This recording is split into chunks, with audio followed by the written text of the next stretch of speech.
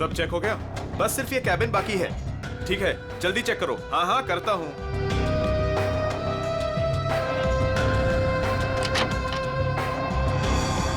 चल यार, भूख लगी है। हाँ चलो चलते हैं।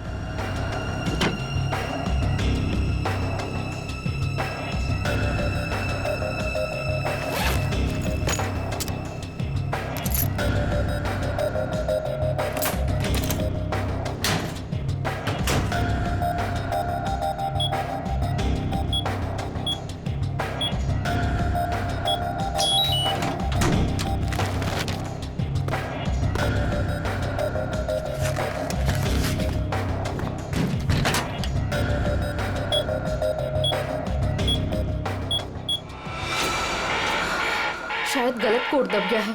अब क्या करूं?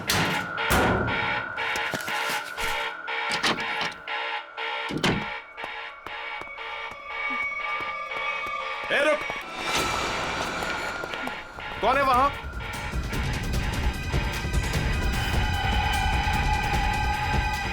अरे मैडम आप? वो उस तरफ भागा। जी।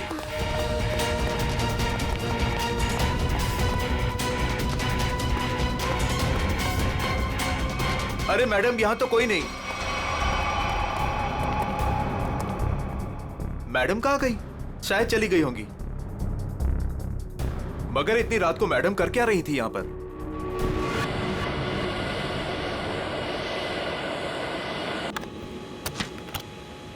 Good morning. Good morning. Good morning. Good morning captain. मुझे कुछ टेक्निकल फॉर्म्स भरने हैं, आपकी हेल्प चाहिए। हाँ क्यों नहीं। हाँ विधि, तब तक तुम सारे कंट्रोल्स चेक कर लो, मैं अभी आया। Yes captain. Thank you.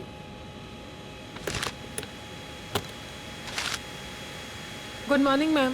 Good morning.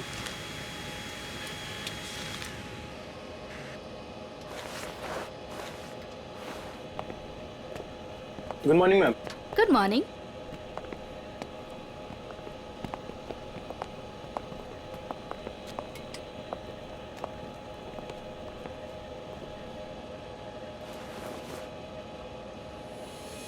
देखो सनी, इस वक्त मैं तुमसे कोई बात नहीं कर सकती। और इस तरह से नजरअंदाज भी नहीं कर सकती तुम, समझी?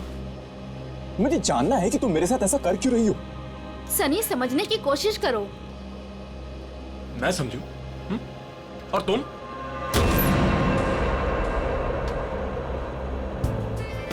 Good morning. Good morning sir.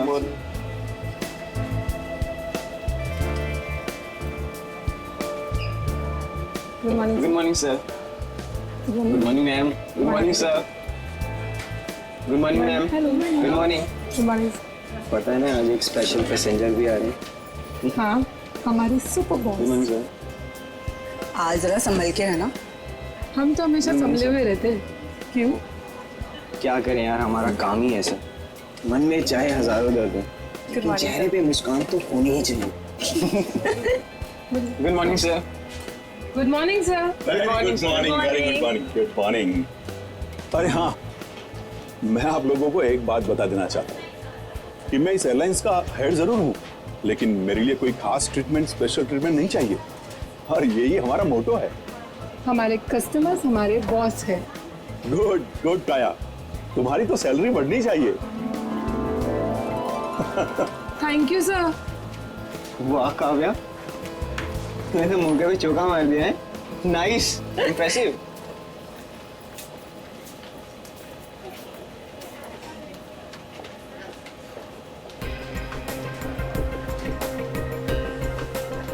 Hi ma'am. Thank you.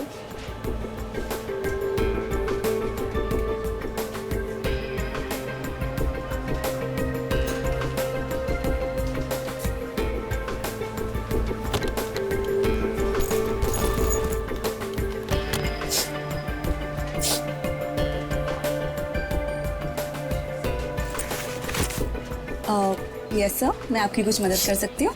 नहीं, कुछ नहीं, वॉशरूम जाना था। सॉरी सर, फ्लाइट की उड़ान भरने के बाद।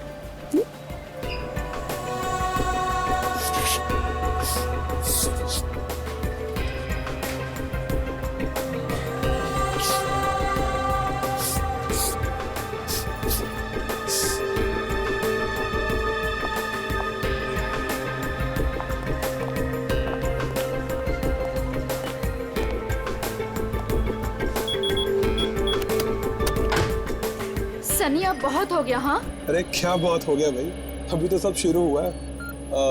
मैं 2 मिनट बाद आऊँ क्या? नहीं सर, सनी तो बस यूं ही।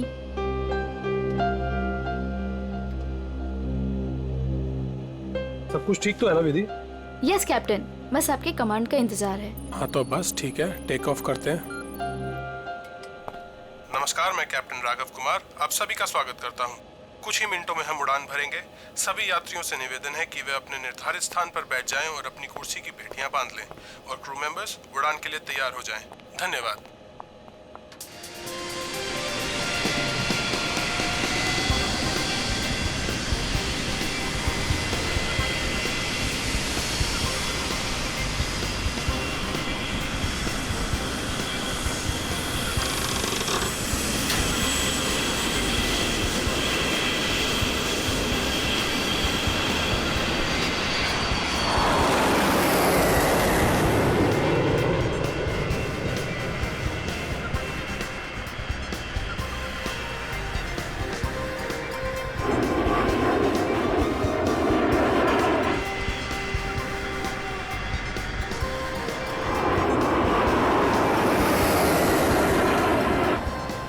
विधि अब तुम रिलैक्स हो जाओ, हम प्रॉपर ऊंचाई पर पहुंच गए हैं। अब मैं ब्रेक लेने वाला हूं तो मैं प्लेन तुम्हारे भरोसे छोड़कर जा रहा हूं। Okay okay sir.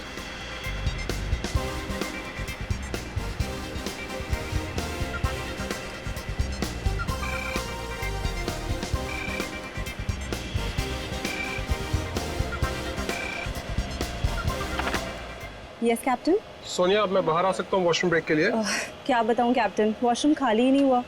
मैंने तुमसे कहा था ना कि मुझे वॉशरूम जाना है। सॉरी कैप्टन, पर एक अजीब सा पैसेंजर पिछले 10-12 मिनट से वॉशरूम में घुसा हुआ है। मैं उस नॉक कर रही हूँ पर वो बाहर ही नहीं आ रहा। अच्छा देखो, पीछे वाला वॉशरूम खाली है क्या? हाँ लेकिन कोई लेकिन वेकिन नहीं, मैं बाहर आ रहा हूँ। Okay sir.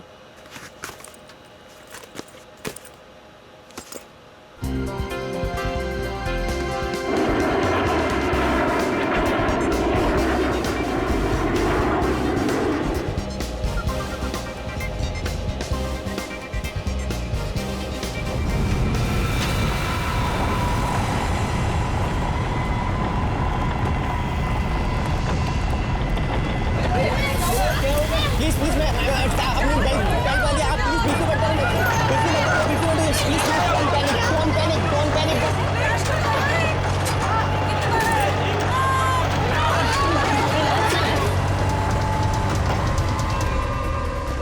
सर लगता है अचानक से मौसम बदल गया। हाँ थोड़ा झटका भी आया। विधि अकेली है, मैं जरा देखता हूं। मैडम मैडम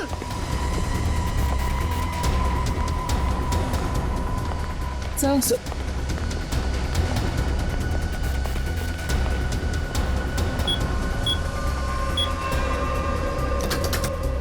विधि, विधि, मैम, विधि, विधि मैम। विधि मैम, विधि, ये दरवाजा क्यों नहीं खोल रही है? Ma'am, Vidhi ma'am.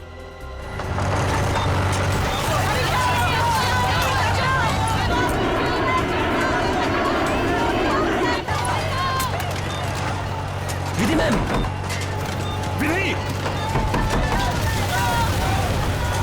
विधि तुम्हें मेरी आवाज सुनाई दे रही है?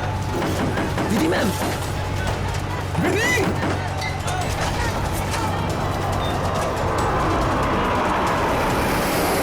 अरे हे भगवान, इन्हें भी अभी वॉशरूम जाना था।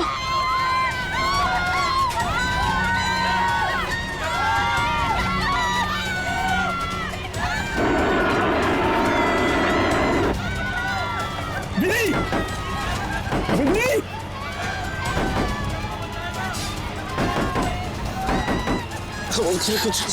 कुछ नहीं हो। विधि, क्या हुआ कैप्टन? विधि दरवाजा नहीं खोल रही है? 6 मिनट में दरवाजा अपने आप खुल जाना चाहिए। अगर उसने फिर से अंदर से लॉक ना किया हो तो।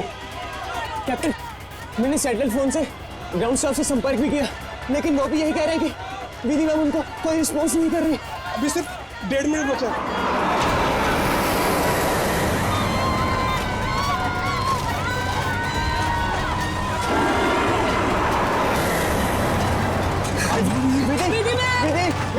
विधि ma'am, please open it.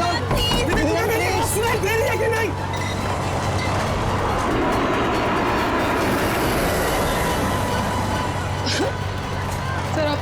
Vidhi ma'am तो दरवाजा ही नहीं खोल रहे। अरे विधि, ये क्या कर रही हो तुम?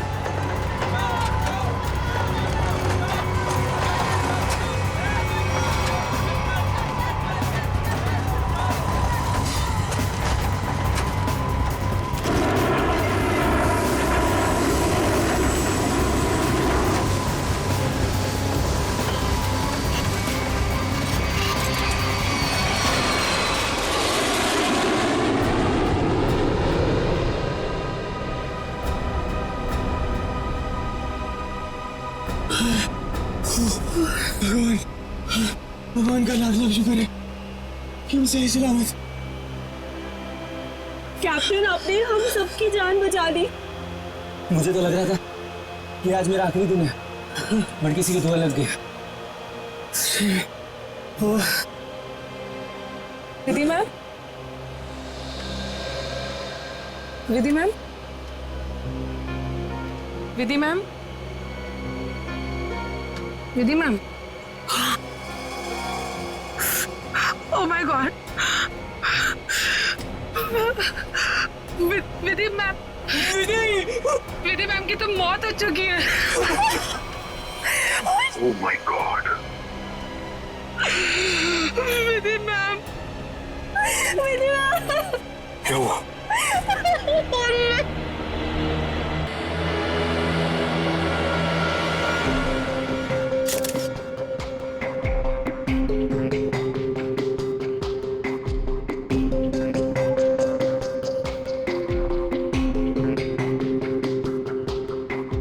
सर, लगता है छोटे कैलिबर की गोली मारी गई है इसे।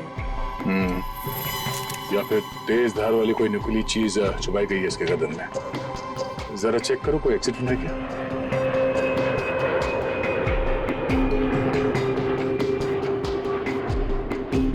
नहीं है सर। सर, एक बात समझ में नहीं आ रही, जब कोई कॉकपिट में था ही नहीं तो इसे मारा किसने? राघव को पता होगा, वो तो शुरू से इसके साथ कॉपरेटिव था। जरा देखो कुछ और मिलता है क्या। मिस्टर राघव, सबसे पहले आपने देखा विधि को मारा हुआ? Yes yes sir.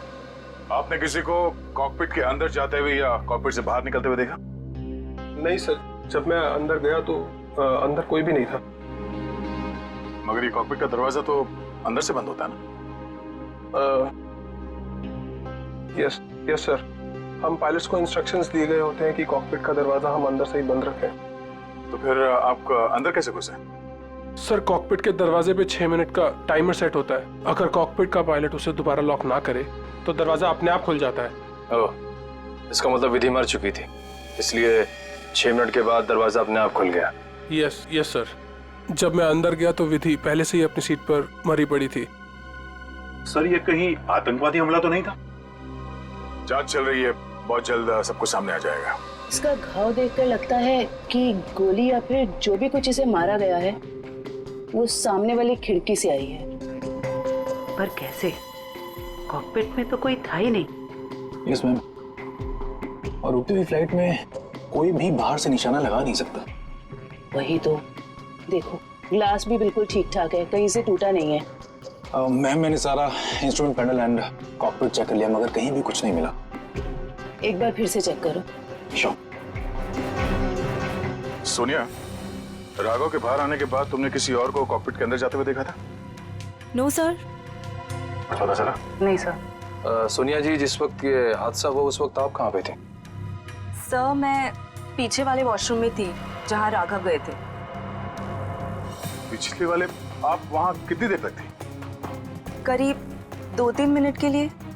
सर, हो सकता है इन 2-3 मिनट में कोई कॉकपिट में गया हो और विधि को मारकर चुपके से निकल गया। हाँ, शायद ऐसा ही हुआ होगा। मिस्टर राघव, आप पीछे वाले वॉशरूम में क्यों गए थे जबकि कॉकपिट के बगल में वॉशरूम है?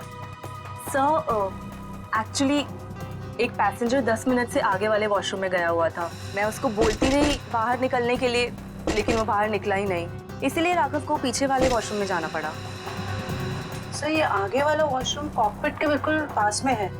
हो सकता है जो पैसेंजर वॉशरूम में था उसी ने विधि को मारा हो। कौन है ये पैसेंजर? नाम क्या है उसका? सर एंडी, उसका सीट नंबर है 37B। 37B।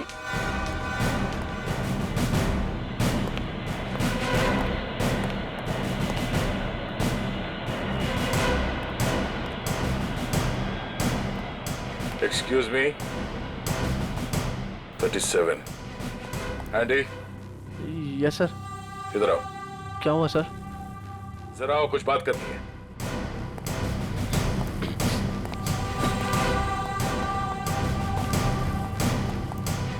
पहले ये बताओ, कॉकपिट के बगल वाले वॉशरूम में तुम 10 मिनट से ज्यादा तक क्या कर रहे थे? सर मेरा पेट खराब था सर। पेट खराब था तो दवाई तो ली होगी ना? दिखाओ सर। सर दवाई तो नहीं सर। एंडी, पेट खराब होने से ये आंखें लाल नहीं होती और ये हाथ ऐसे कांपते नहीं है। सर वो तो सर नींद नहीं उसके लिए। नहीं, ये ड्रग्स लेने का नतीजा है। नहीं सर, ऐसा तो है, ऐसा तो कुछ भी नहीं सर। हाँ? तलाशी लो उसकी, जेब चेक करो और बैग भी चेक करो। सर कुछ भी नहीं मेरे पास सर। चुप खड़े रहो। सर ऐसा क्यों कर रहे हैं मेरे साथ सर? कुछ नहीं किया मैंने सर।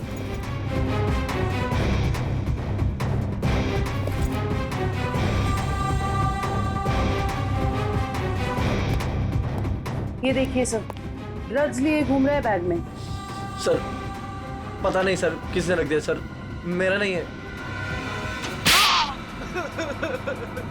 सच बता, पायलट राघव के कॉकपिट से बाहर आने के बाद तू अंदर गया था ना उस दूसरी पायलट विधि का खून करने के लिए? नहीं सर, ड्रग्स जरूर लेता हूँ सर, पर मैंने किसी का खून नहीं करा सर। सर मैं क्यों मारूंगा पायलट को सर? कितनी देर के बाद तू बाहर आया था वॉशरूम से? सर 10 मिनट था सर। फ्लाइट अटेंडेंट दरवाजा नॉक कर रही थी तो मैं बाहर नहीं निकला और जैसे ही खटखटाना बंद हो गया बस उसके थोड़ी देर बाद सर बाहर आ गया था सर। जब तू वॉशरूम से बाहर आया उस वक्त किसी को देखा था कॉकपिट के अंदर जाते हुए या बाहर निकलते हुए? नहीं सर, दरवाजा बंद था जैसे मैंने बताया सर, बाकी कुछ नहीं देखा। ठीक है, जाओ सीट पे बैठो। Thank you sir. सर इस एयरलाइंस के सीईओ होने के नाते ये हमारी इज्जत का सवाल है। इस हादसे से हमारे बिजनेस पर भी खासा असर पड़ सकता है। सर मुझे बड़ी चिंता है इस बात की। मिस्टर विजय, आप घबराइए मत, हम लोग अपना काम कर रहे हैं, बहुत जल्द सब कुछ साफ हो जाएगा। आप अपनी सीट पे बैठिए। मुझे सीआईडी पर पूरा भरोसा है सर, वो मुजरिम को जल्दी पकड़ लेगी। शुक्रिया, प्लीज। Okay sir.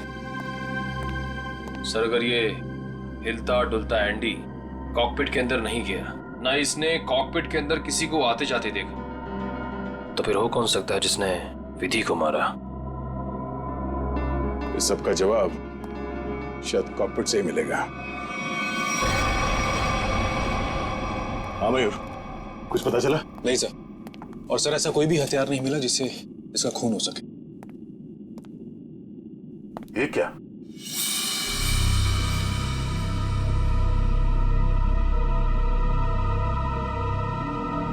खून? सर विधि की बॉडी का एंगल देख के लग नहीं रहा ये खून विधि का है। सर हो सकता है ये खून खूनी का। विधि का भी हो सकता है। खूनी ने जब उस नुकीले हथियार से विधि के गर्दन में से वार किया, वापस निकालते समय शायद खून का छींटा यहाँ गिर गया होगा। और अगर खून खूनी का है तो वो जख्मी है और इन पैसेंजर्स में से कोई है। एक काम करो, सैंपल्स उठा लो, फॉरेंसिक भिजवा दो। सर एक और चीज सर, ये देखिए।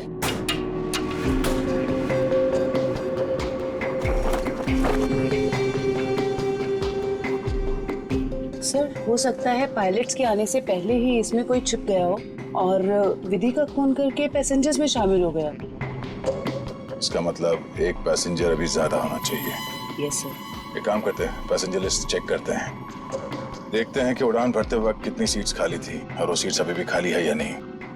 मयूर, इस लाश को फोरेंसिक लैब भिजवा दो।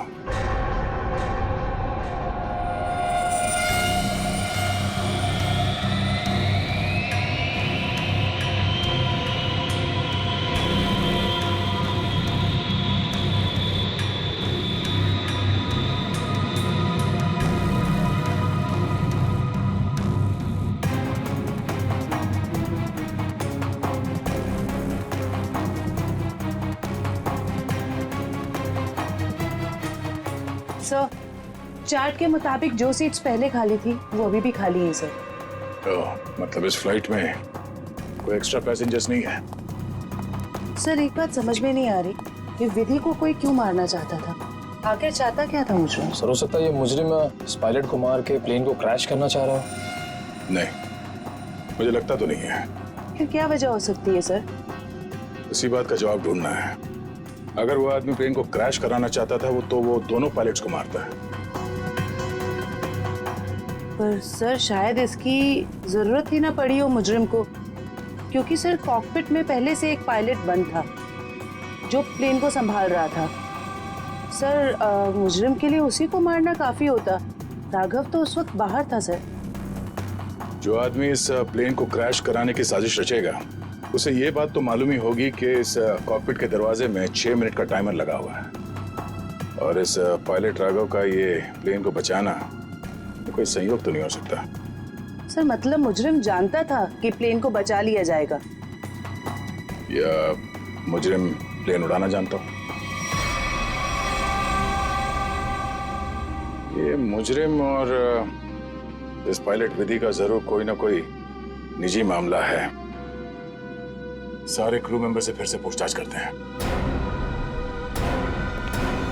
आप लोग विधि के बारे में कुछ बता सकते हैं? उसके किसी के साथ कोई दुश्मनी वगैरह? सर उनका बर्ताव सबसे ही बहुत अच्छा था, उन्हें कोई क्यों मारना चाहेगा? सर विधि ने आज तक किसी के साथ इतनी ऊंची आवाज में बात नहीं की थी, तो मुझे तो नहीं लगता उसकी किसी के साथ दुश्मनी होगी। यस सर, विधि तो बहुत जिम्मेदार एम्प्लॉय थी। सर मैं कुछ कहना चाहता हूँ सर। हाँ बोलिए। आज सुबह जब मैं कॉकपिट में आया तो विधि और फ्लाइट अटेंडेंट सनी, उन दोनों के बीच में कुछ कहासुनी हो रही थी। कैसी कहासुनी?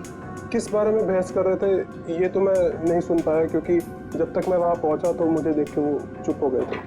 सर वैसे विधि और सनी एक दूसरे से प्यार करते थे। ओह, तो ये प्यार मोहब्बत का चक्कर है। कहासुनी तो हुई होगी। सनी का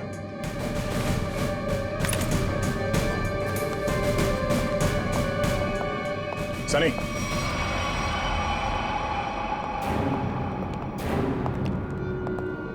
क्या बात है सर? नहीं, फ्लाइट की पूरी स्टाफ हमारे साथ थी, तुम साथ में थे नहीं तो तुमसे मिलने चले आए। सर सुबह से जो कुछ भी हुआ है उसकी वजह से वैसे ही हम लोग इतने परेशान हैं और आपने हमें यहाँ फंसा कर रखा हुआ। जांच पूरी हो जाए फिर चले जाना। वैसे सर कब तक पूरी होगी आपकी ये जांच? हमारे कुछ सवालों के जवाब मिल जाए, विधि के खूनी के बारे में पता चल जाए, समझो जांच पूरी। तब तक तो रुकना ही पड़ेगा। और हमारे कुछ सवालों के जवाब भी देने होंगे। क्या आप लोग मुझसे भी सवाल करेंगे? हाँ।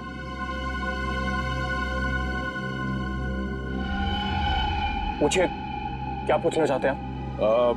ये बताओ कि आज सुबह विधि के साथ तुम्हारी किस बात को लेकर बहस हुई थी? मेरी उनके साथ कोई बहस नहीं हुई सर। वो मेरी सीनियर थी और मैं उनकी रिस्पेक्ट करता था। और तुम दोनों एक दूसरे को प्यार भी करते थे? नहीं सर, ये सब अफवाह है और मैं नहीं जानता कि ये सब कौन फैला रहा है। और ये क्या रखा रहते ऊपर? हाँ?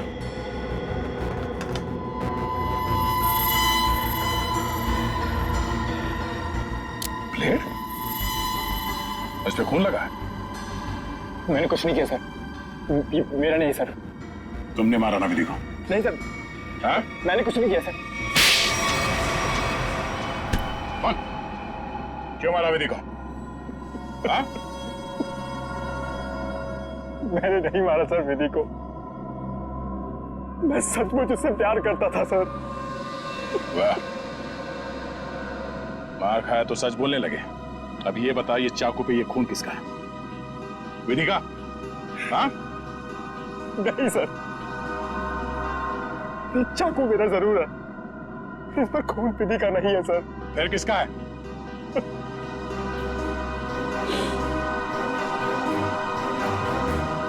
ये खून मेरा है सर।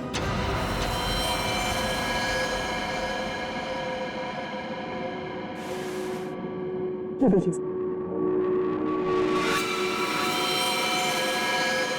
पहले विधि का खून किया तो अपने आप को बचाने के लिए विधि का नाम लिख लिया। मैं बताता हूँ सर कि चाकू पर ये खून कैसे और क्यों आया। विधि, तुम बदल चुकी हो, तुम मुझे नजरअंदाज कर रही हो। ऐसा कुछ भी नहीं है, तुम बेवजह राई का पहाड़ बना रहे हो। विधि, हमारी एंगेजमेंट हो चुकी है और मुझे लगता है कि तुम्हें ये रिश्ता मंजूर ही नहीं है। अगर तुम्हारा बर्ताव ऐसा ही रहा तो मुझे सच में ये रिश्ता तोड़ना पड़ेगा। विधि, मेरा मानना ये है, जो रिश्ते एक बार बन जाते हैं ना, वो मरते दम तक नहीं टूटते।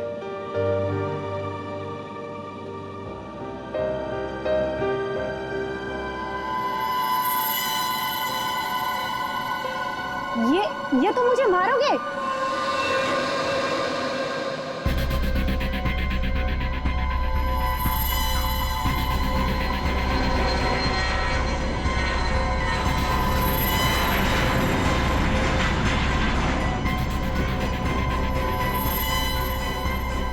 सनी, अब बहुत हो गया। हाँ,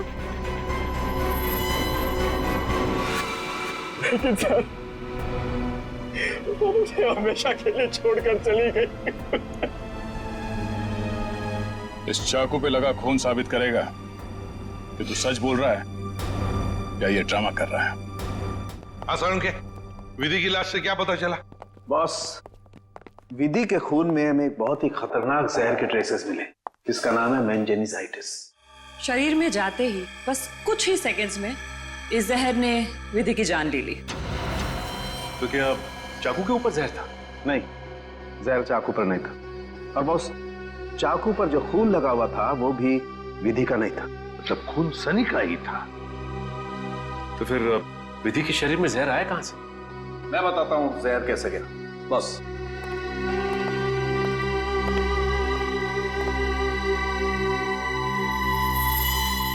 ये देखो बॉस, ये है वो चीज जिसके जरिए इसकी बॉडी में जहर गया है। ये सुई जैसी चीज है। हाँ बॉस, ये सुई जैसी चीज इसके गले में विंड पाइप को चीरती हुई सीधी रीढ़ की हड्डी में जाकर के अटकी। तो फिर ये जिसने भी किया है हाथ से नहीं किया है, किसी गन जैसे मैकेनिज्म से ही हो सकता है ये। और सर, जिस एंगल से ये सुई घुसी है, नीचे से ऊपर की तरफ, ऐसा लगता है कि ये सुई विधि के पांव के पास से चली होगी। पांव की तरफ से, नीचे से ऊपर की तरफ? तो फिर खूनी वहीं पर बैठना चाहिए था। और अगर खूनी उस कॉकपिट के अंदर था तो फिर वो बाहर भागा कैसे? कॉकपिट तो अंदर से बंद था। एक बात और सर, खूनी ने राघव के कॉकपिट से निकलने का इंतजार किया, उसके बाद विधि का खून किया। मौके की तलाश में सचिन, मौके की तलाश में। जैसे ही राघव कॉकपिट से बाहर निकला, खूनी ने अपना काम कर लिया। ये राघव मुझे गड़बड़ लगता है, गड़बड़ लगता है मुझे ये राघव। सर, अपूर्वी, क्या पता चला पैसेंजर और क्रू के बारे में? सर ये देखिए, राघव का रिकॉर्ड।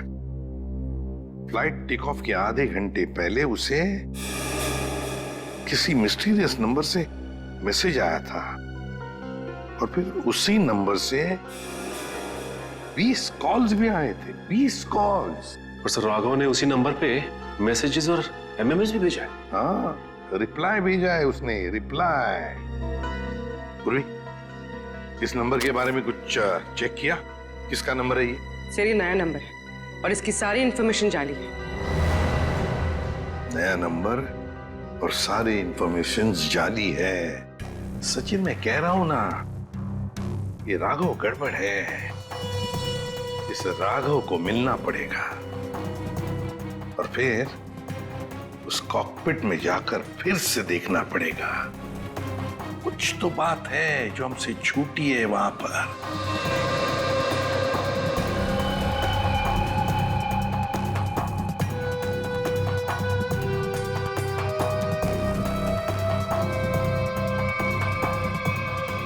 राघव, क्या हुआ? कुछ नहीं। राघव, अब तो उन्होंने हमें और हमारे ऋषि को छोड़ दिया है ना, तो फिर तुम अब क्यों परेशान हो? तुम नहीं समझोगे नम्रता।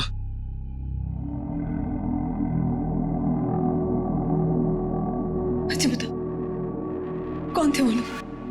हाँ, और उन्होंने मुझे और हमारे ऋषि को क्यों किडनैप किया था? बताओ। और फिर उन्होंने हमें छोड़ दिया। इस बारे में मैं ज्यादा नहीं जानता हूं नम्रता, और जो कुछ भी हुआ है उसके बाद मैं अपने आप को कभी माफ नहीं कर पाऊंगा। क्यों राघव, क्या किया है तुमने? नम्रता, मैंने धोखा दिया है विधि को।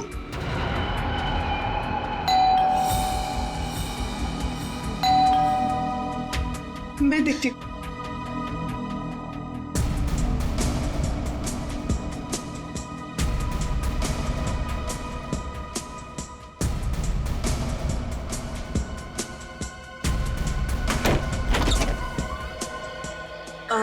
जी आप लोग? सीआईडी मिस्टर राघव से मिलना है। जी क्या काम है? कुछ पूछताछ करनी। राघव जी है ना घर पे? हाँ है, आइए मैं मिलवाती हूँ।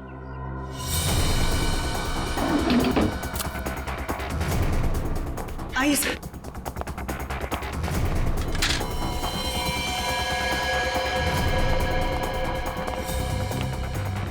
राघव,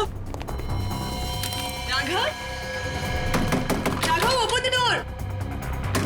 राघव, सर दरवाजा नहीं खोल रहा। राघव, एक मिनट, आप इधर आइए। राघव, हम लोग सीआईडी से हैं, डरने की जरूरत नहीं है, दरवाजा खोलो। राघव, हम लोग सीआईडी से हैं, डरने की जरूरत नहीं है, दरवाजा खोलो। ये तो खुशी हो रहा है। राघव, बात सुनो मेरी। राघव, क्या कर रहे हो? राघव, क्यों बचाया आपने मुझे? राघव, बात सुनो मेरी। मर जाने दीजिए मुझे, क्यों बचाया? राघव, मर जाने दीजिए मुझे। राघव, शांत हो जाओ। बताओ, कौन इन सब के पीछे है? मुझे नहीं पता, मुझे एक अनजान नंबर से कॉल आया था और मैं अनजान कॉल नहीं उठाता हूँ, और इसीलिए मैंने वो कॉल भी नहीं उठाया। फिर तुम्हें एक एमएमएस आया? हाँ। क्या था उस एमएमएस में? उसने मुझे ये एमएमएस भेजा। मेरी बीवी और बच्चा उनके कब्जे में थे। कोई तुम्हें ब्लैकमेल कर रहा था, मगर क्यों? उस अनजान आदमी ने मुझे धमकी भी दी थी कि अगर मैं अपने बीवी और बच्चों से प्यार करता हूं तो सही समय पर कॉकपिट से 10 मिनट के लिए बाहर आ जाऊं। तो तुमने सीआईडी को क्यों नहीं बताया? मैं प्लेन में था और प्लेन कुछ ही देर में टेक ऑफ करने वाला था। अपनी बीवी, बच्चे और बच्चे को बचाने के लिए मुझे ये सब करना पड़ा। सर, एक पायलट को मारने के लिए कोई इतना कुछ क्यों करेगा? हो कौन सकता है? जिस नंबर से इसे एमएमएस आए हैं, पता करो बंद होने से पहले इसकी आखिरी लोकेशन कहाँ थी।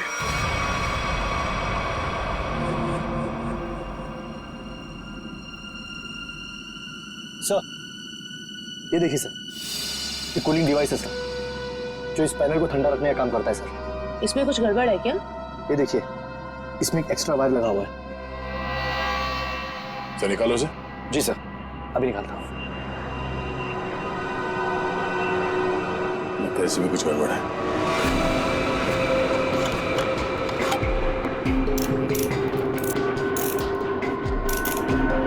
सही रहा।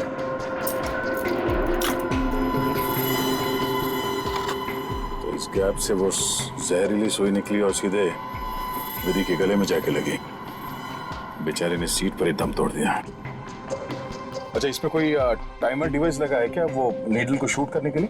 जी नहीं सर, इसमें एक लो इंटेंसिटी इंफ्रारेड सेंसर है सर, जो रिमोट में होता है सर। इसका मतलब इस रिग को ट्रिगर करने के लिए किसी रिमोट का इस्तेमाल किया गया है? जी मैम, और उसकी रेंज 100 मीटर के अंदर ही है। और वो रिमोट इस प्लेन के अंदर ही ऑपरेट हुआ होगा, बाहर नहीं। मतलब कोई रिमोट कंट्रोल के साथ प्लेन में बैठा है। सर प्लेन में इतने सारे पैसेंजर्स हैं, किसने ट्रिगर किया होगा ये ring? सारे पैसेंजर्स को ब्यूरो बुलवाओ, एक एक से अलग अलग पूछताछ करते हैं। सर आखिरी कॉल इसी ऑफिस से किया गया था। देखते हैं। एक्सक्यूज मी, सीआईडी, आप लोगों से कुछ पूछताछ करनी थी। जी सर। बोलिए सर, मैं इस ऑफिस का मैनेजर हूँ। आज सुबह 7 बजे इस ऑफिस में कौन कौन था, आप बता सकते हैं? 1 मिनट सर। क्या बात है सर? आपके प्लेन में जो हादसा हुआ है उसी की जांच पड़ताल चल रही है। हाँ सर, एक के बाद एक हादसे होते जा रहे हैं। क्या? कुछ और भी हुआ क्या? सर, कल रात में ऑफिस में चोरी भी हुई थी। चोरी? हाँ सर, सेफ में काफी सारा कैश और करोड़ों के बॉन्ड्स थे। वो तो अच्छा हुआ कि अलार्म बज गया। वो सिर्फ कुछ डॉक्यूमेंट्स ले जा पाया। कैसे डॉक्यूमेंट्स? एयरलाइन की इंटरनल ऑडिट फाइल और डीजीसीए फाइल थी सिर्फ, जिसमें 1 साल पहले हुए प्लेन क्रैश की इंटरनल इंक्वायरी रिपोर्ट थी। ओह, 1 साल पहले जो प्लेन क्रैश हुआ था उसमें तो काफी लोग मारे गए थे। हाँ सर, उसमें बहुत सारे लोग मारे गए थे। हमारे क्रू मेंबर्स भी मारे गए थे और हमारा पायलट अमित, वो भी मारा गया था। उसी हादसे की उसमें रिपोर्ट थी। चोर पकड़ा गया? नहीं सर, विधि जी ने ही चोर को उस तरफ से भागते हुए देखा था। अब उधर से तो कोई रास्ता ही नहीं है सर। कैसे चोर भागा पता नहीं सर। तो वो चोर विधि ही थी जिसने वो डॉक्यूमेंट चुराए और चोरी का हंगामा मचा दिया। सर, लिस्ट रेडी है। उसकी अब कोई जरूरत नहीं है।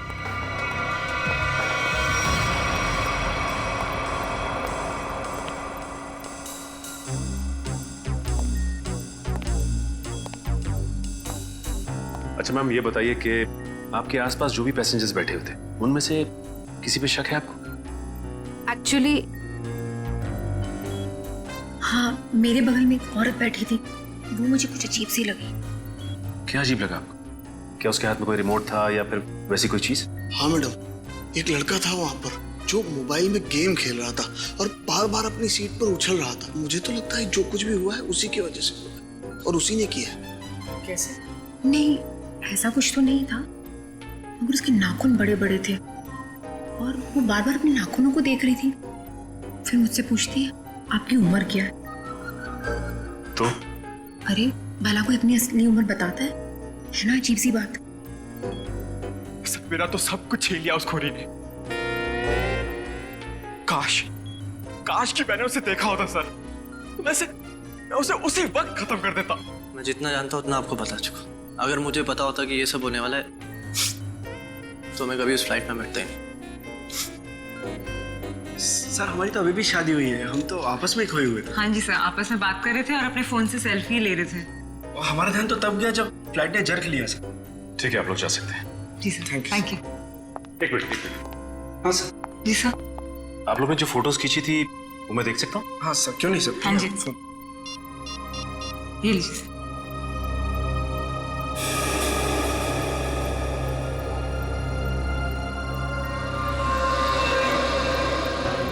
सर, हाँ सचिन, ये देखिए सर, 2 पैसेंजर्स के बीच में एक हाथ है, उस हाथ में कुछ है। सचिन जरा जूम करो। सर ये तो रिमोट ट्रिगर है। हाँ सर, लेकिन पैसेंजर तो दिख नहीं रहा। पूर्वी ये 2 पैसेंजर्स के सीट नंबर्स तो हैं, पता चलेगा ना पीछे कौन बैठा है। सर ये ऋषभ और प्रिया 30A 30B पे बैठे थे। सचिन ये देखो इस फोटो को, फोटो ऐसे इस एंगल से खींचा गया है तो इन दोनों के बीच में दिखती है सीट नंबर 31A, जिसका भी हाथ है वो 31A वाला पैसेंजर का है। 31A पे कौन है देखो। मिस्टर अनुपम। उठाओ इस अनुपम को। एक्सक्यूज मी, हमें अनुपम से मिलना है। कौन? हमारा प्यून। पियोन है वो? कहाँ है वो? जी अभी मैंने उसे एक फाइल दी है 2nd फ्लोर पे कैबिन में देने के लिए। Okay, thank you. हाँ। अरे डार्लिंग, मैं आ जाऊंगा। अरे डार्लिंग से बाद में मिलना, पहले हमसे मिल लो अनुपम जी। कहाँ भाग रहे इतने जल्दी? हाँ?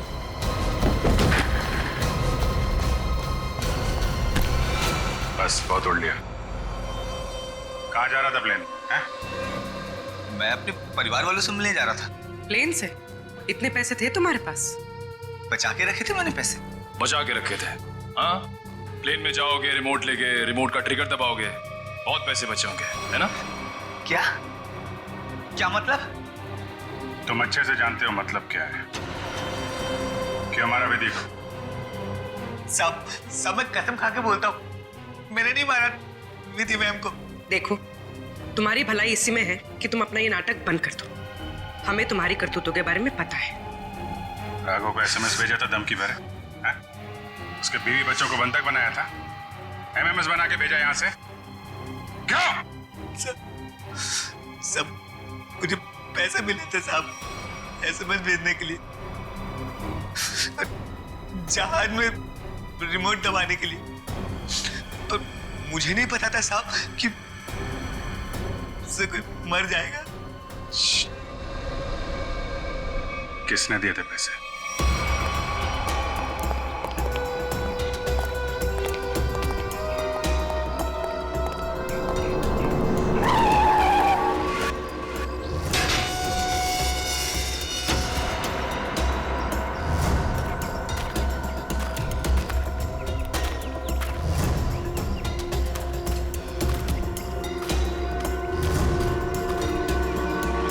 खेल खत्म हो गया तुम्हारा विजय।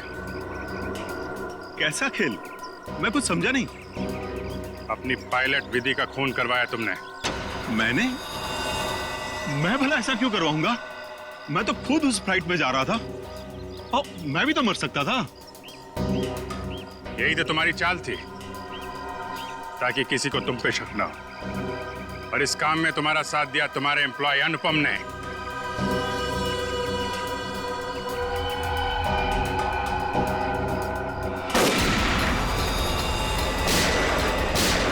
ठीक हो? मैं ठीक हूँ।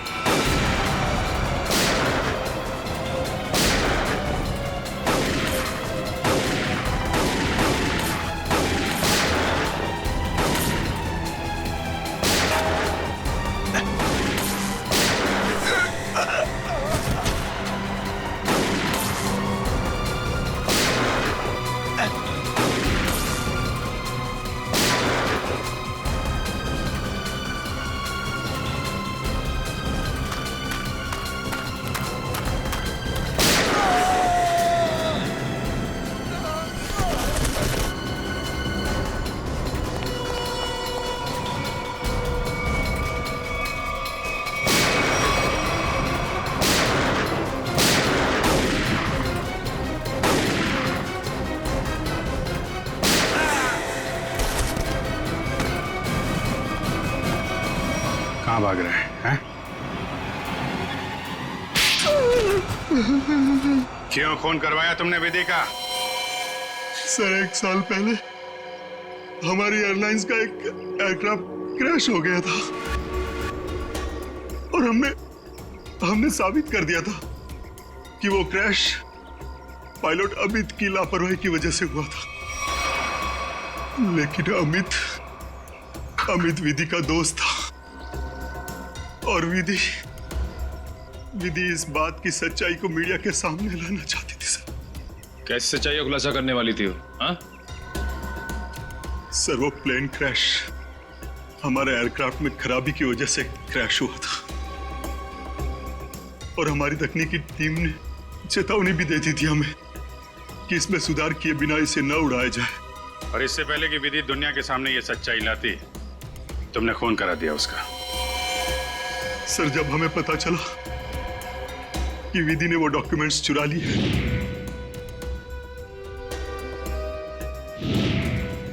तो मैं डर गया था कि विधि कहीं मीडिया के सामने इसका खुलासा न कर दे और मैं सच्चाई छुपाने के जुर्म में कहीं फंस ना जाऊं सर। तुमने ये कैसे जाना कि वो डॉक्यूमेंट्स विधि ने चुराए? वो कई दिनों से हमारे दूसरे साथी स्टाफ से पूछताछ कर रही थी इसके बारे में और मुझे इस बात का पता चल चुका था। अब जेल जाने की तैयारी करो, प्लेन क्रैश की सच्चाई छुपाने और विधि के खून करने के जुर्म में शायद फांसी होगी तुम्हें।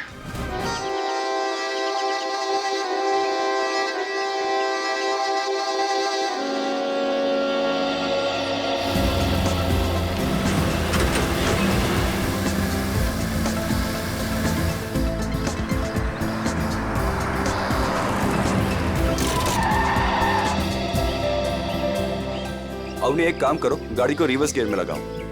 हाँ, लेकिन मुझे डर लग रहा है। पता नहीं गाड़ी कहीं इधर उधर चली गई तो। कुछ नहीं होगा, जैसा मैं बोलता हूँ वैसा करती जाओ। ओके, एक काम करो, गाड़ी को रिवर्स गियर में लगाओ और धीरे धीरे क्लच दबाओ और धीरे धीरे एक्सीलेटर छोड़ो, बस। अवनी बेटा, हम सिखा देते हैं तुम्हें गाड़ी चलाना। रमेश को तो वैसे भी ठीक से नहीं आता है। अरे काका, आप साइकिल चलाना तो ठीक से जानते नहीं है, गाड़ी क्या चलाएंगे? हाँ काका, आप ही सिखा दीजिए तो अच्छा है। ये तो सारा दिन फोन पे लगे रहते, मेरी तरफ ध्यान भी नहीं देते। अच्छा एक काम करो, गाड़ी को रिवर्स गियर में लो। हाँ, हेलो,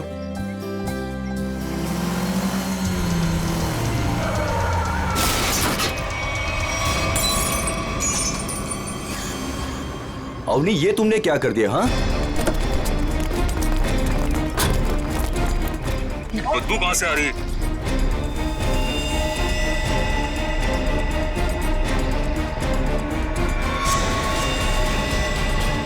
इसके अंदर लाश कहां से आ गई? अरे इसमें से बदबू भी कितनी आ रही है?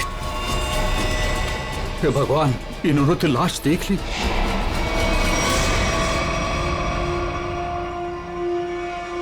और उससे इतनी बदबू क्यों आ रही थी? घर आके बताती हूँ। बच्चों, मम्मी की बात सुनना चाहिए। हाँ? जाओ घर के अंदर जाओ। आपके बच्चे ने कहा कि ये मूर्ति उनके दादाजी की? जी, मेरे पिताजी की मूर्ति थी। सुमित प्रकाश नाम था उनका।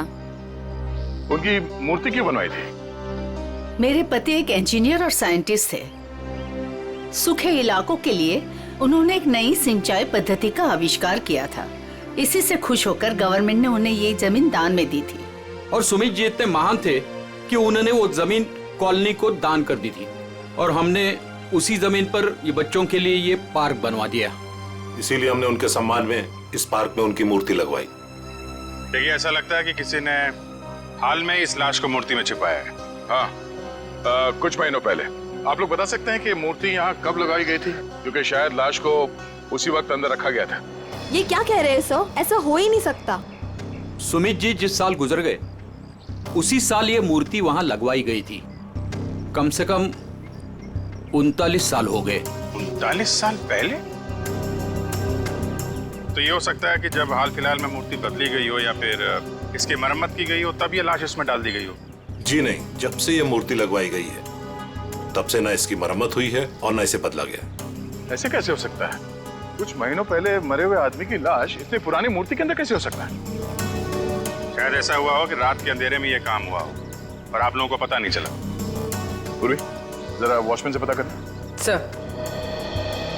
सर, इस कॉलोनी में करीब 200 फैमिलीज रहती है। अगर किसी ने रात को पुतला बदला होता, किसी ने तो देखा होता, लेकिन यहाँ तो किसी ने कुछ देखा ही नहीं। तो फिर ये लाश मूर्ति के अंदर आई कैसे? सचिन, 39 साल पहले ये ब्रॉन्ज की मूर्ति खड़ी की गई हो, तब से लेकर आज तक ना किसी ने उसकी मरम्मत की, ना उस मूर्ति को बदल दिया। हाँ सर, 1976 की बात है सर। हाँ, और आज उस ब्रॉन्ज के पुतले के अंदर मिलती है एक लाश और कॉलोनी के 40 लोग कहते हैं कि उन्होंने कुछ देखा तक नहीं। कैसे हो सकता है मूर्ति के अंदर लाश?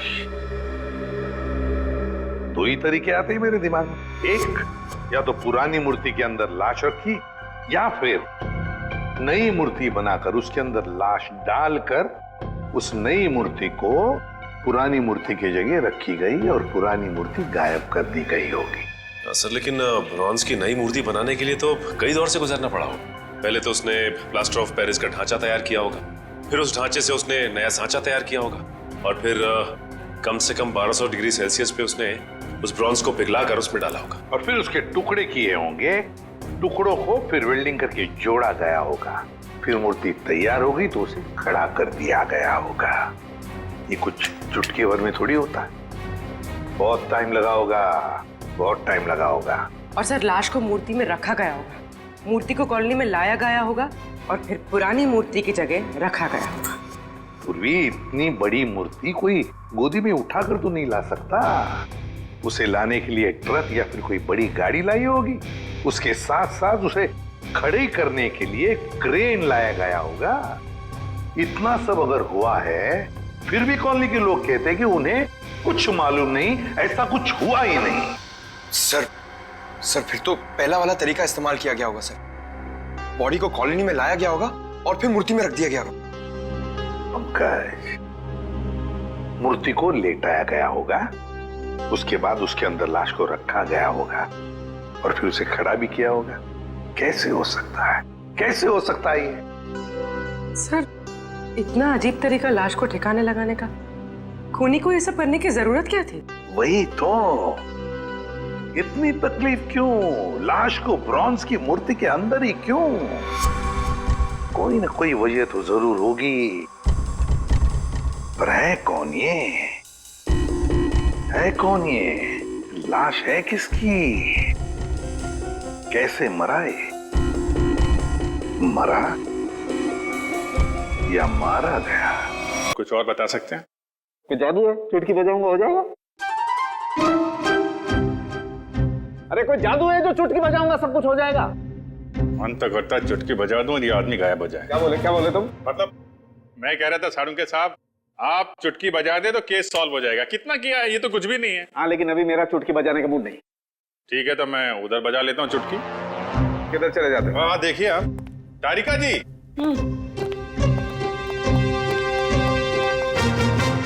कुछ मिला आईडी वाईडी आपको?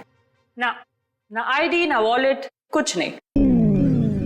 और ये कपड़ों की हालत देखो। भाई साहब, बज गई चुटकी। लेकिन मैं आपको एक चीज बता सकती हूँ। अरे वाह, अब बजी चुटकी। मुझे मालूम था तारिका जी, आप मुझे कभी निराश नहीं करेंगे। बताइए। मैं आपको ये बता सकती हूँ कि ये लाश कितने समय तक उस मूर्ति में थी। अच्छा, कितने समय से? ये लाश ब्रॉन्ज की मूर्ति में बंद थी, वातावरण के प्रभाव में आए बिना। कुछ टेस्ट के बाद ये पता चला है कि 2 महीने से ये लाश उस मूर्ति में बंद थी। ओह, मतलब इस आदमी का खून 2 महीने पहले हुआ है? लगता तो ऐसा ही है। लेकिन सर, किसी ने इस लाश को देखा किसी ने उस मूर्ति में रखते हुए? किसी ने ट्रक को देखा कैसे नहीं? उस मूर्ति में वेल्डिंग कब और कैसे की गई? मुझे नहीं पता, मुझे नहीं पता, मुझे नहीं पता। ठीक है सर, मुझे लगता है लाश की गंध की वजह से सालूम के सांप का दिमाग खराब हो गया है। चलो एक बात तो ये पता चल गई कि मूर्ति नहीं है और किसी ने उसमें लाश रखी है। और कैसे सर? कैसे और कब का पता बाद में लगाएंगे। पहले ये पता लगाना है कि ये नई मूर्ति बनाई किसने।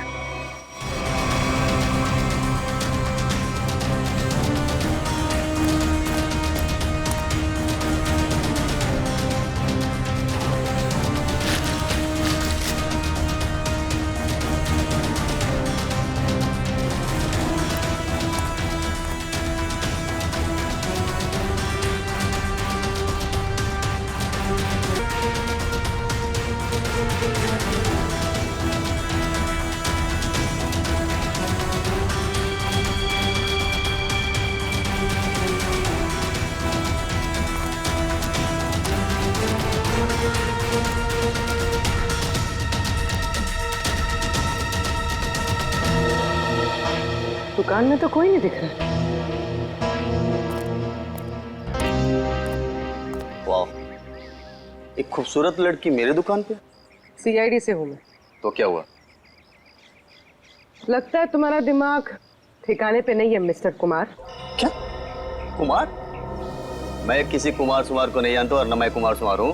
तुम निशित कुमार नहीं हो जिसकी ये दुकान है? ओह, इस दुकान के पहले वाले मालिक निशित कुमार, उनकी बात कर रहे हैं ना? पहले वाला मालिक? हाँ, निशित कुमार का 2 महीने पहले खून हो गया।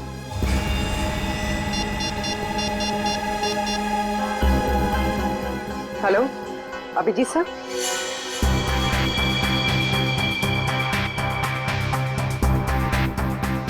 तारिका, बन गया ना चेहरा? तो इन्होंने ये दुकान निशित कुमार से खरीदी और 2 महीने पहले उनका खून हो गया। 2 महीने पहले की वो लाश थी ना जो उस मूर्ति में से मिली? हाँ सर, लाश। हाँ, लाश। आप ये बताइए कि निशित कुमार के बारे में और क्या जानते हैं आप? सर, मुझे ज्यादा पता नहीं है। उनकी माली हालत भी ठीक नहीं थी और कई सालों से उनके पास कुछ काम भी नहीं था।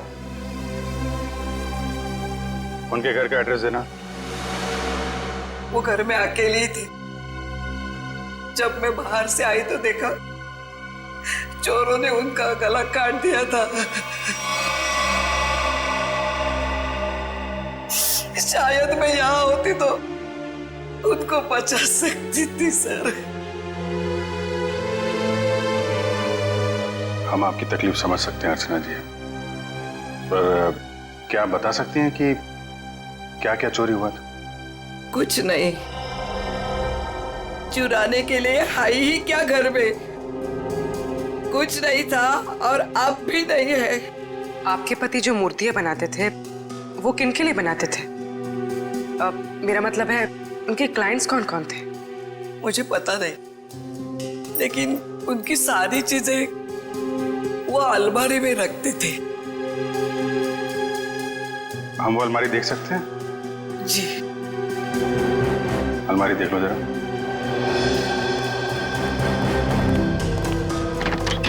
अर्चना जी, ऐसा भी हो सकता है कि ये चोरी का मामला ना हो। मैं समझी नहीं सर कुछ। निशित जी का कोई दुश्मन भी था जो उनकी जान लेना चाहता हो? सर, मामूली सा शिल्पकार, उनका दुश्मन कौन हो सकता है?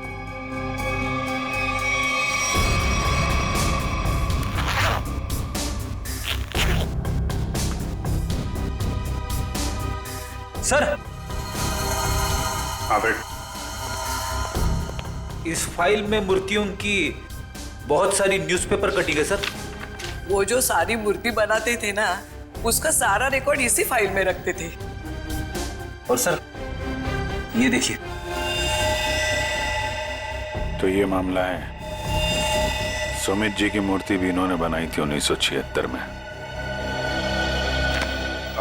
अर्चना जी, मूर्ति बनाने वाले अक्सर अपनी बनाई हुई मूर्तियों का एक ढांचा अपने पास रखते हैं कि अगर मूर्ति टूट फूट जाए तो दोबारा बना सके। निशित जी भी ऐसा करते थे क्या? हाँ हाँ, उसके वो सारे ढांचे पिछले बाजू रखते थे। हम वो जगह देखना चाहेंगे।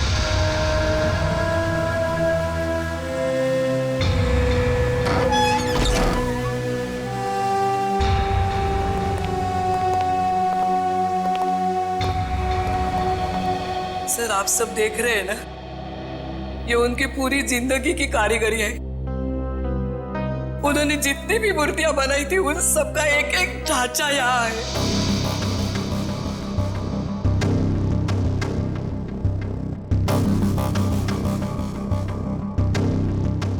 वो वाला नहीं दिख रहा है? कौन सा वाला? वो सुमित जी की जो मूर्ति का ढांचा है। वो उस तरफ होना चाहिए।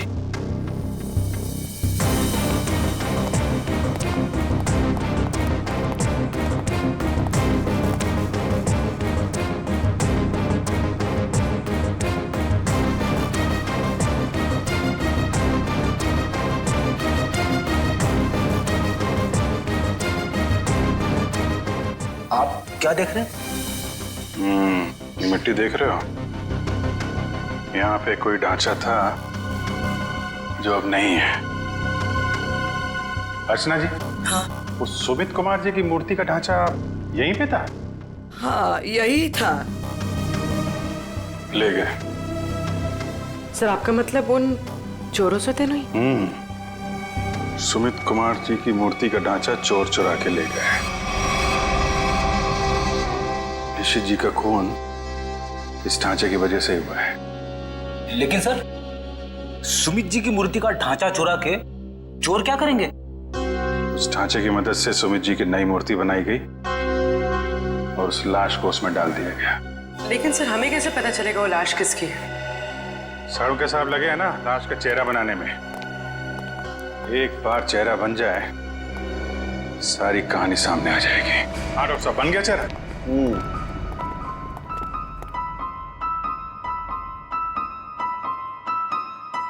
ये देखो बॉस, ये है वो मरा हुआ आदमी।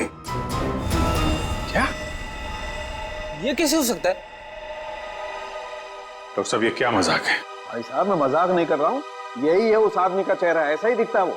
मैं जानता था, मुझे बिल्कुल पता था ये कुछ ऐसा करेंगे जिससे सारा केस उलट जाए। क्या बात कर रहे हो यार तुम? मैं ऐसा क्यों करूंगा? क्या हो गया तुम्हें? अभिजीत ये क्या कह रहे हो तुम? ये उसी आदमी का चेहरा है। सर मजाक क्यों करेंगे? क्योंकि डॉक्टर साहब ने जो चेहरा बनाया है वो मूर्ति का चेहरा है।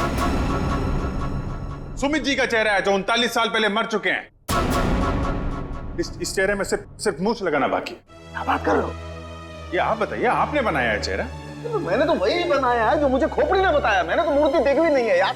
तो आप देख लीजिए, ये मूर्ति है। ये तो वाकई वही चेहरा है जो मैंने बताया। ऐसा कैसे हो सकता है? सर ये आदमी 39 साल पहले मर चुका है। आज जिंदा होता तो 80 साल का होता। और आपने कहा था ना कि ये मरा हुआ आदमी 45 साल का है। कैसे पॉसिबल है?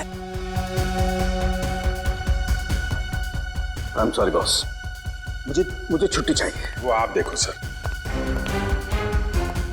पहले हम ये पता लगाने की कोशिश कर रहे थे कि लाश को मूर्ति में रखा कैसे गया। अब हमें यह पता लगाना है कि सुमित जी की लाश सुमित जी की मूर्ति में आई कैसे और क्यों। सर कुछ पता चला उस लाश के बारे में? देखिए उसी के बारे में हम लोग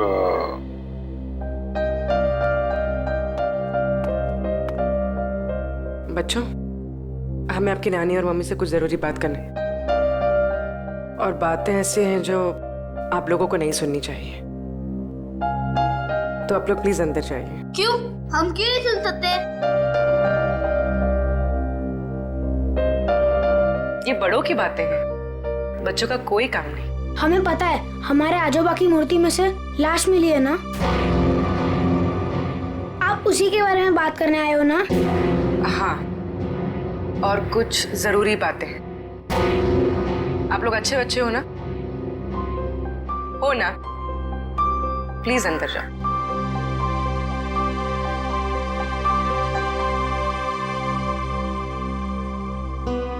सर बताइए ना, क्या पता चला आप लोगों को?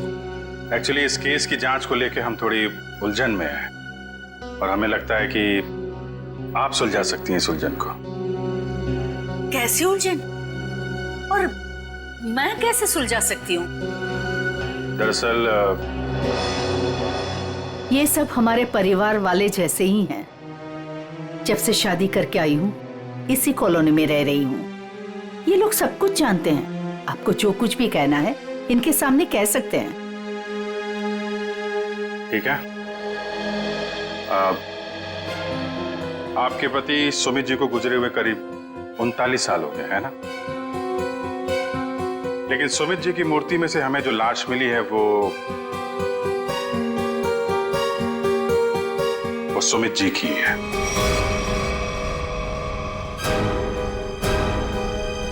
ये कैसे हो सकता है? ऐसा ही हुआ है। ये देखिए।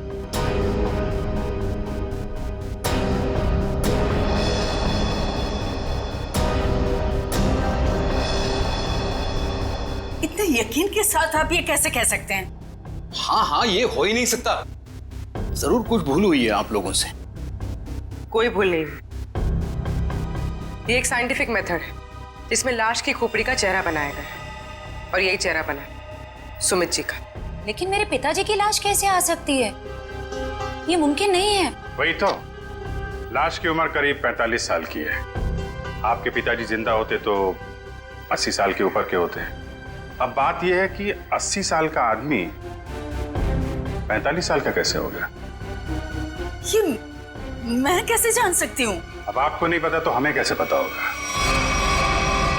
चेहरा तो बिल्कुल आपके पति का ही है। सर, उनकी मौत के बाद उनका अंतिम संस्कार मैंने ही किया था। अगर किसी ने लाश बदल दी हो या कहीं किसी तरह वो जिंदा भी होते तो वे 80 साल का इंसान 45 साल का हो ही नहीं सकता। वही तो, यही बात हमें परेशान कर रही है। अच्छा, आपके परिवार में कोई ऐसा आदमी था जो बिल्कुल सुमित जी से मिलता जुलता हो? नहीं, जब से मैं उन्हें जानती हूँ या जब से मेरी शादी हुई है, मैंने तो ऐसा किसी को नहीं देखा जो उनकी तरह दिख रहा हो। चूंकि उस मरे हुए आदमी का चेहरा हूबहू आपके पति से मिलता जुलता है और उन दोनों में कोई संबंध है या नहीं, ये जानने के लिए मालती जी हमें आपकी थोड़ी मदद चाहिए। कैसी मदद? अगर आपको बुरा ना लगे तो हमें आपका डीएनए उस मरे हुए आदमी से मिला के देखना होगा। यही एक तरीका है सच्चाई को जानने का।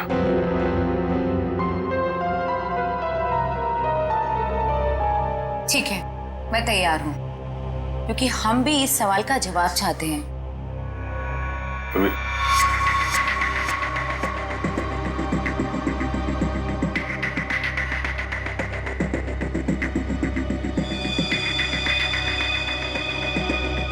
Thank you. हम फिर मिलेंगे, पर तब जवाब के साथ मिलेंगे। तारिका जी, डीएनए रिपोर्ट आ गई? पार्शियल मैच है। क्या पार्शियल मैच है? देखा, इसका मतलब सालू के गलत नहीं था बॉस।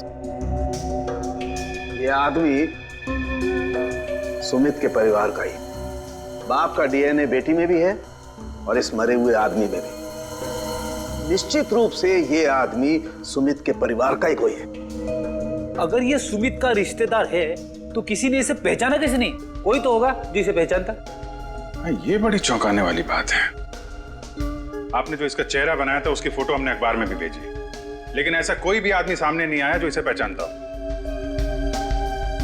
अगर ये इसी शहर में था तो किसी ने तो इसे देखा होगा। कोई तो होगा इसके पहचान वाला।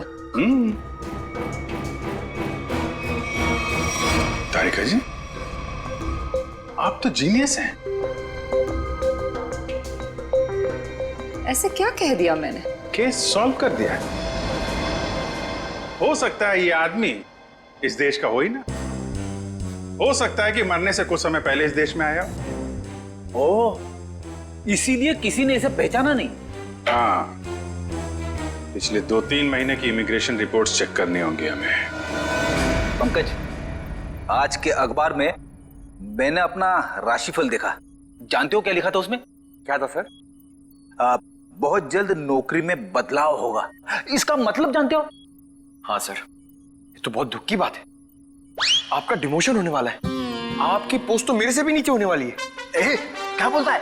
अरे इसका मतलब है मेरा बहुत जल्द प्रमोशन होने वाला है। हाँ, पिछले 1 हफ्ते से मुझे ऐसा ही लग रहा है। लेकिन मुझे ऐसा नहीं लग रहा है। क्यों? सर अभिजीत सर ने बिल्कुल सही पता लगाया सर। इमिग्रेशन रिकॉर्ड से उस मरे हुए आदमी का चेहरा मैच कर रहा है सर। गुड, मिला है सर।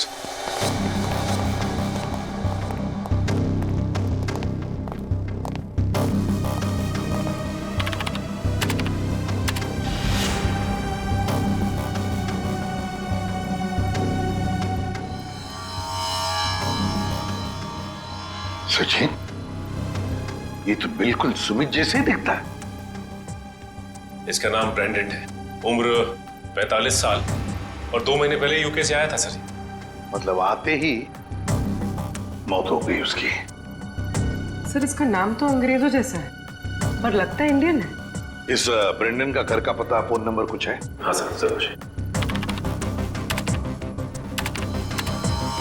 पूर्वी, इस नंबर पे फोन करो, घर का ही फोन नंबर होगा ही। उसके माता पिता से बात करो, मगर सावधानी से। शायद उन बेचारों को पता भी नहीं होगा ब्रेंडन के साथ क्या हुआ है।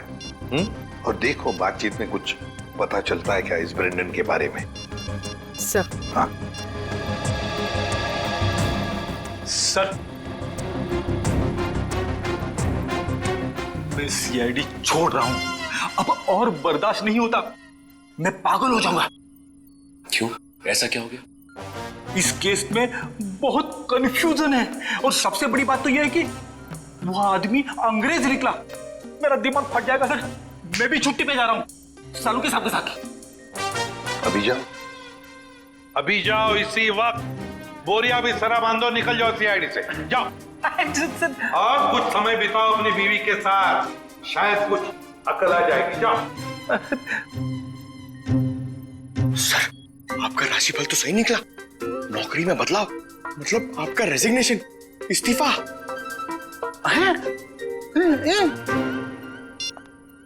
सर। हाँ पूर्वी, बात हो गई? हाँ सर, एक और चौंकाने वाली बात पता चली। क्या? सर, ये ब्रेंडन सुमित का बेटा था। ब्रेंडन सुमित का बेटा है? वो कैसे? उसकी पहली शादी से। सुमित ने बियाट्रिस नाम की एक अंग्रेज औरत से 1970 में शादी की थी। बेटे को जन्म देते हुए वो औरत मर गई।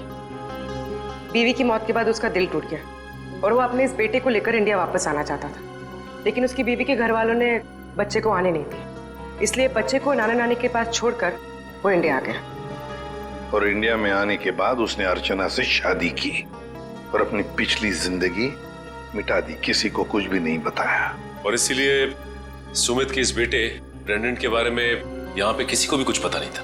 Yes sir. हाँ, लेकिन ये ब्रेंडन इंडिया आया क्यों? क्यों आया ये? सर, अपने नाना नानी की मौत के बाद उसे अपने पिता के बारे में पता चला, तो अपने पिता के परिवार वालों के बारे में जानने के लिए वो इंडिया आया था। कोई आदमी अपने परिवार के बारे में जानने के लिए इंडिया आता है और यहाँ पर उसका खून हो जाता है। नहीं नहीं नहीं नहीं, ये कोई और ही चक्कर है। सर, अब इस ब्रेंडन के खूनी तक हम कैसे पहुंचेंगे? शुरू से शुरू करके। सॉरी सर, आपका मतलब क्या था? एयरपोर्ट से पंकज, एयरपोर्ट से। जैसे ब्रेंडन एयरपोर्ट पर उतरा, पता लगाएंगे वो कहां गया, कैसे गया, किससे मिला।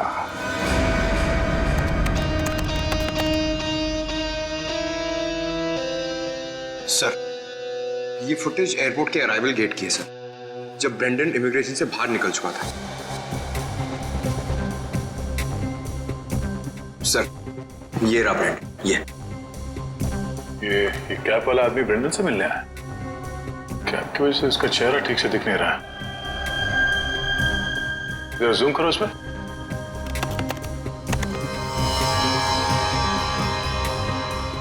ऐसा लगता है कि जानबूझकर ये आदमी अपना चेहरा छुपा रहा है।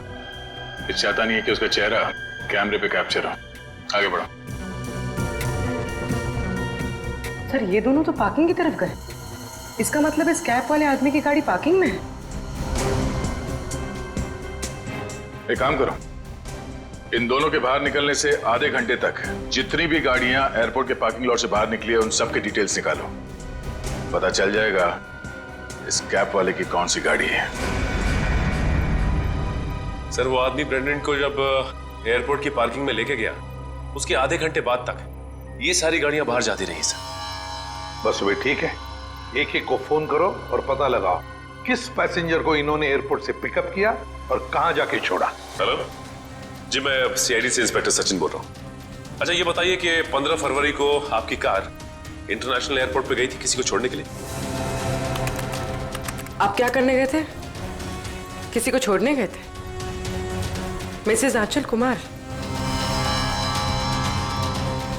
ओके पूर्वी। Okay okay. क्या? किसको छोड़ने गए थे?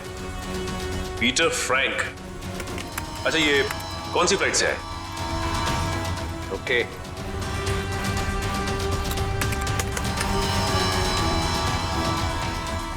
मिस्टर डिसिल्वा।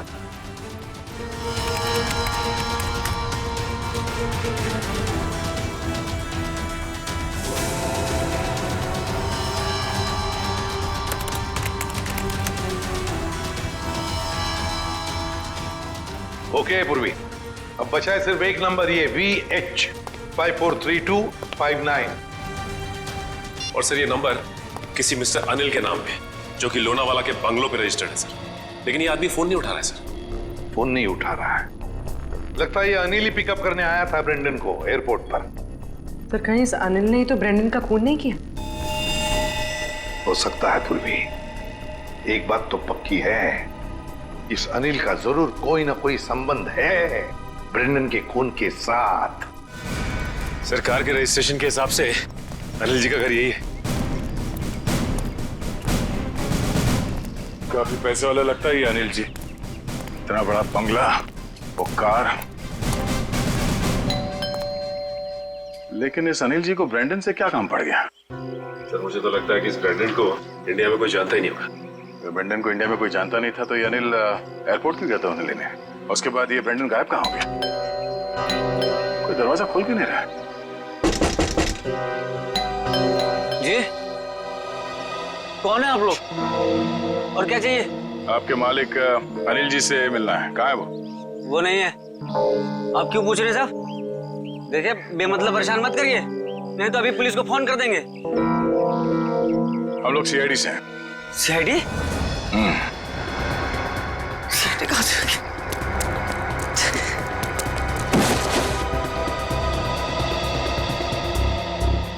अब ये हमारे किसी काम का नहीं है। लगता है अनिल जी उसी तरफ है जिस तरफ ये भाग रहा है। चलो देखते हैं। हट, हट।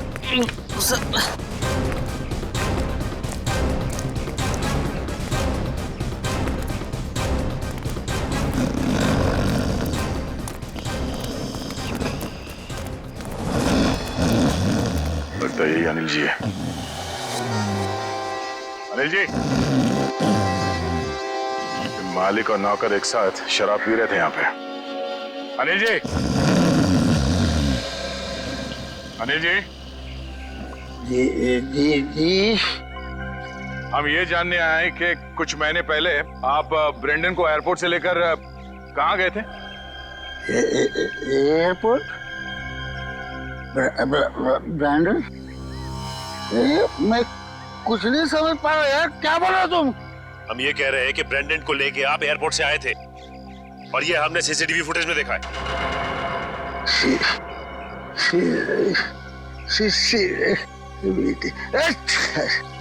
अनिल जी, आपकी कार कौन सी है?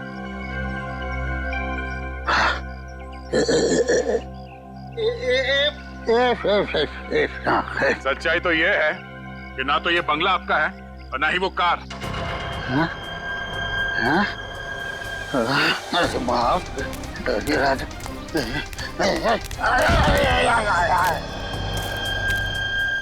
अब सच बताओ। सर मैं कुछ नहीं जानता सर मैं तो एक मामूली सा वॉचमैन हूँ सर, वॉचमैन। ये मेरा मालिक है ना, मालिक, उसने अपना बंगला और कार मेरे नाम पर कर दिया सर। ये मेरा कुछ भी नहीं है सर।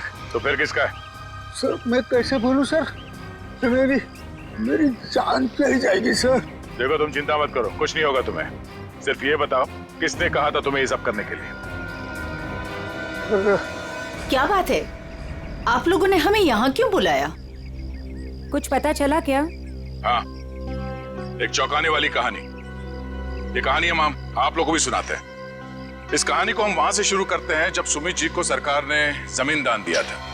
उस जमीन में सिर्फ एक छोटा सा गार्डन नहीं था, बल्कि वो जमीन भी था जिसपे आज मॉल बना हुआ है आपके कॉलोनी के पीछे। लेकिन इस बात का पता हमें क्यों नहीं चला? क्योंकि आप लोगों से पहले कुछ और लोगों को पता चल गया।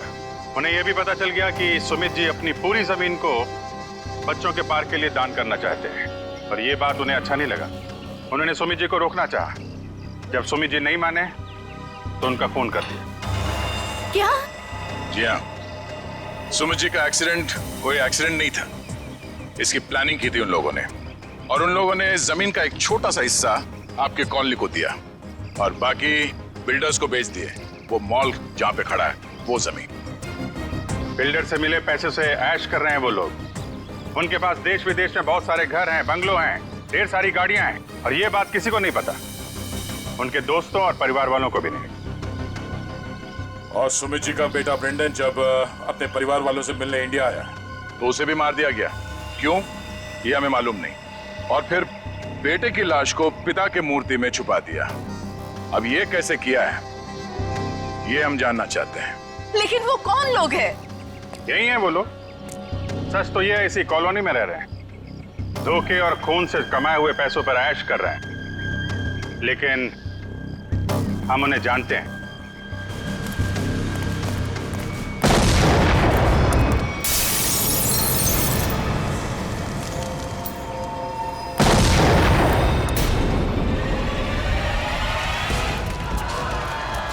अजय, अजय को पीछे आइए जल्दी।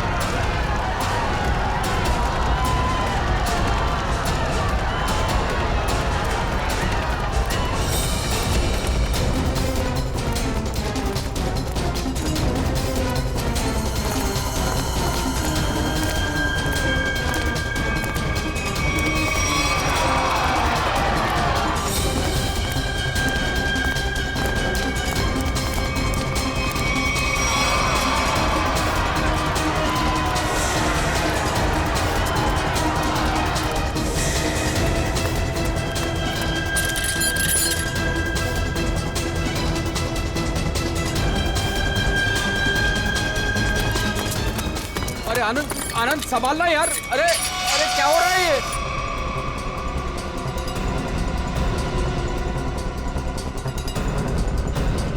कहाँ भाग रहे हो? अरे सर उतारिए हम लोगों को। सर मर जाएंगे हम। सर नीचे उतारिए प्लीज। सर हमने तो तुम दोनों का नाम भी नहीं लिया था।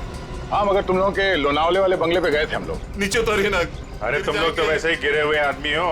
सुमित जी और ब्रेंडन का खून किया तुम लोगों ने। नहीं सर, वैसे हमें पता चल गया, तुम लोगों को मालूम पड़ गया था कि तुम्हारे करतूत के बारे में हमें पता चल गया। सर नीचे उतारिए प्लीज। इसलिए कॉलोनी वालों की जान को नुकसान पहुंचा है। हाँ? और अब उसका भगदड़ का सहारा लेके भाग रहे तुम लोग। सर उतारिए हमें। सर नीचे उतारिए प्लीज। नीचे उतारिए ना मर जाएंगे सर। सर नीचे उतारिए ना।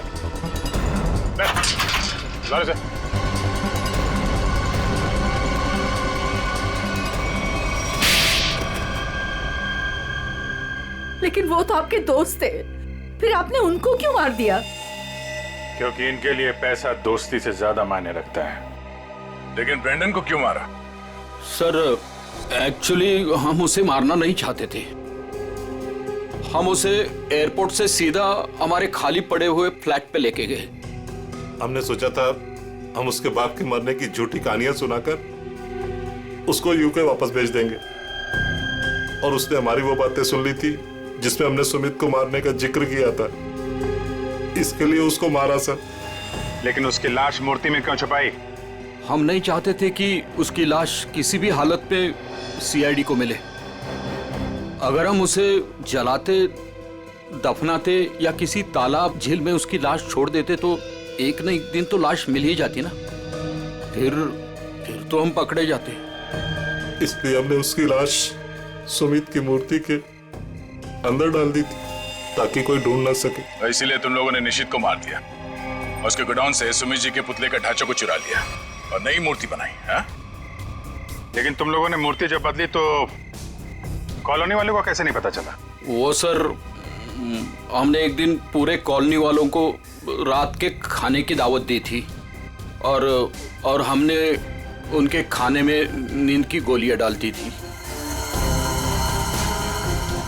अच्छा, जब सारी कॉलोनी सो गई तो पुरानी मूर्ति की जगह नई मूर्ति रख दी। अगर अवनी अपने कार से उस मूर्ति को ठोकर नहीं मारती तो इनके काले कारनामों से पर्दा नहीं हटता। लेकिन सच्चाई में एक ताकत होती है जो कभी छुपती नहीं। और जुर्म में भी वही कमजोरी होती है, वो भी कभी छुपती नहीं। इन्हें हमारे हवाले कर दीजिए, इन्हें सजा अब हम देंगे। हाँ सर, इन्होंने हमें धोखा दिया है, ये हमारे गुनहगार है। नहीं सर, हमें अरेस्ट कर दो, ये लोग मार डालेंगे। हमें अरेस्ट कर लीजिए सर। तुम्हें सजा देने का हक अगर हमारे हाथ में होता तो हम तुम्हें इनके हवाले कर देते। हमारे हाथ बंधे हुए हैं, वरना निखिल, पंकज ले जाओ इन्हें।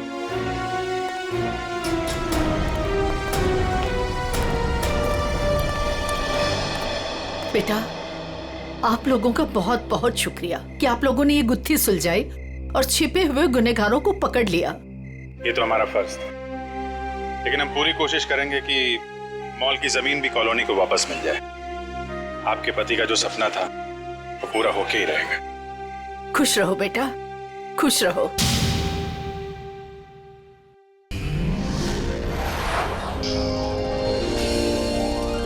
CID के और भी मजेदार और सस्पेंस से जुड़े एपिसोड्स को देखने के लिए हमारे चैनल को सब्सक्राइब करें और बेल आइकॉन दबाना ना भूलें।